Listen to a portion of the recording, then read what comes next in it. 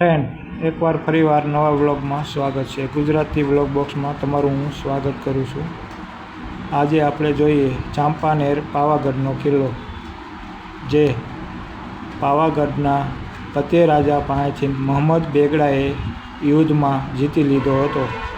તે કિલ્લાને જીત્યા પછી મોહમ્મદ બેગડાએ જે ડેવલપમેન્ટ કર્યું હતું તે અત્યારે બધું છે.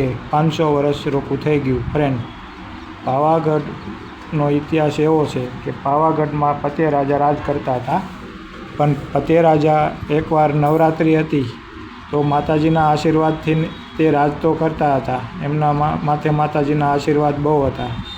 તો એકવાર નવરાત્રિ હતી તો એમને એવું થયું કે ચાલો હું ચાંપાનેરના કિલ્લામાં જે નવરાત્રિ ચાલે છે ગરબા, એમાં દીકરીઓ ગરબા રહેતી હોય એમાં હું ગરબે રમવા માટે જાઉં.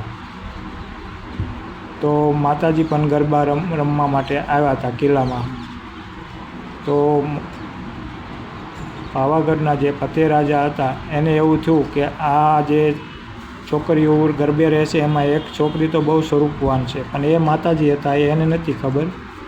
તો તેને એવી ઈચ્છા થઈ કે આમની હારે હું લગ્ન કરું અને કિલ્લામાં લઈ જાઉં, રાણી બનાવું. તો એમને ગરબે રમતા હતા માતાજી, ત્યાં પહોંચ્યા અને એમનું બાવડું પકડી લીધું, હાથ પકડી અને કીધું કે મારે તમારી સાથે લગ્ન કરવા છે અને મારે તમને રાણી બનાવવા છે. તો માતાજી કે હું તો પાવાગઢવાળી મહાકાલી માતાજી છું, તું આવું સિદ્ધ મારી સાથે કરશ, હું તો રમવા આવી છું તારા કિલ્લામાં. પણ ફતેહ રાજાને એવું થયું કે ના, આ માતાજી ના હોય, આ તો કોઈક સ્વરૂપવાન સ્ત્રી છે સુંદર. તેમાં એમને માતાજીનું કહું કાંઈ માન્યું નહીં.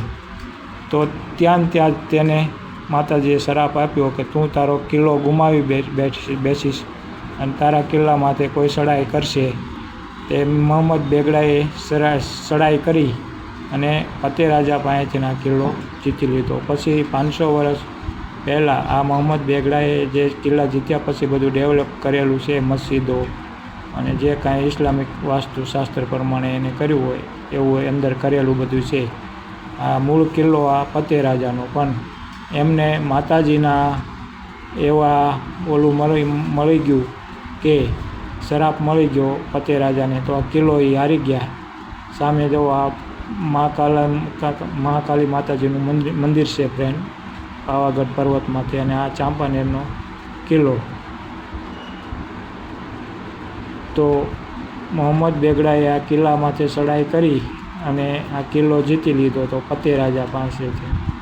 ફતેહ રાજાએ મહાકાલી માતાજીની વાત માની હોત તો તે ના હારત, પણ પછી માતાજીએ મોહમ્મદ બેગડાને એવું કીધું કે તું કિલ્લામાંથી ચડાઈ કર ને તારી જીત થશે.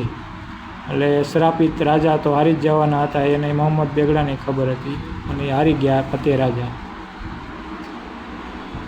તો આ ચાંપાનેર કિલ્લાનો, પાવાગઢના કિલ્લાનો ઇતિહાસ હતો ફ્રેન્ડ.